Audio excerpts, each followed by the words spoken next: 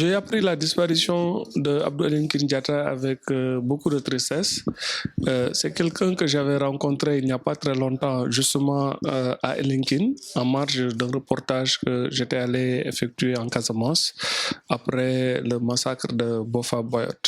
Et il m'était apparu sous un jour très très sympathique, un homme très jovial et qui, malgré son passé dans la rébellion, essayer de s'inscrire dans le processus de paix.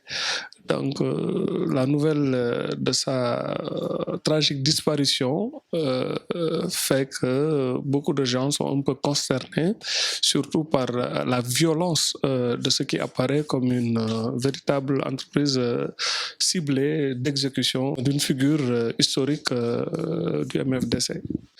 Il est clair que le mode opératoire des gens venus en moto qui ont ouvert le feu sur Abdou Elinkine Diatta et certains de ses compagnons étaient venus pour tuer. Ils ne lui ont laissé aucune chance. Donc on peut dire que c'est une exécution ciblée.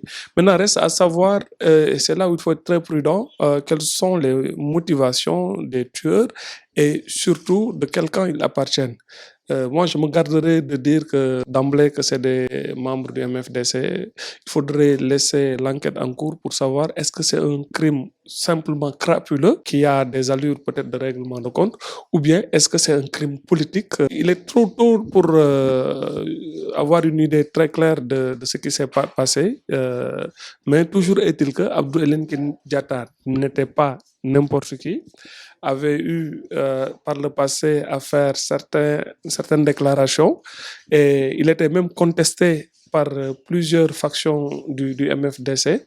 Maintenant, de là à penser qu'il s'est fait des ennemis un peu partout qui n'ont pas hésité à venir en plein jour l'exécuter, ça, il faut laisser le soin à l'enquête de déterminer, mais toujours ce qui reste constant, c'est que c'est une fin assez atroce et assez brutale d'une figure qui a eu par le passé à jouer un rôle éminent dans le MFDC.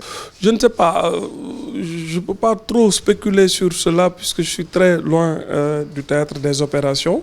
Ce que je peux dire, c'est que peut-être que sa posture et ses déclarations ont pu déranger certains cercles, ou bien aussi il y a des motivations peut-être qui peuvent ne rien avoir a priori avec son passé de combattant du MFDC. Ça, il faudra laisser le soin aux enquêteurs de voir si est-ce que c'est un crime crapuleux ou bien c'est un crime qui a de forts relents politiques. Je ne sais pas dans quelle mesure sa disparition va impacter ou pas dans le processus de négociation. Il est encore très tôt de se faire un jugement clair sur ce processus-là, mais son exécution rappelle de très mauvais souvenirs, puisque de par le passé, la région a connu une série d'assassinats ciblés dont ont été victimes beaucoup d'acteurs et beaucoup de membres ou d'anciens membres du MFDC et d'autres acteurs du processus de paix. Et la plupart de ces crimes n'ont pas encore été entièrement élucidés. Et c'est un cycle de violence qu'on croyait refermé, mais qui surgit et fait renaître un spectre de liquidation, soit crapuleuse, soit de liquidation crapuleuse ou politique. Et c'est une page qu'on croyait définitivement tournée en Casamance, mais malheureusement, avec cette disparition d'Abdou Elinkine Diatta, on voit que le spectre de la violence est toujours là, présent en Casamance.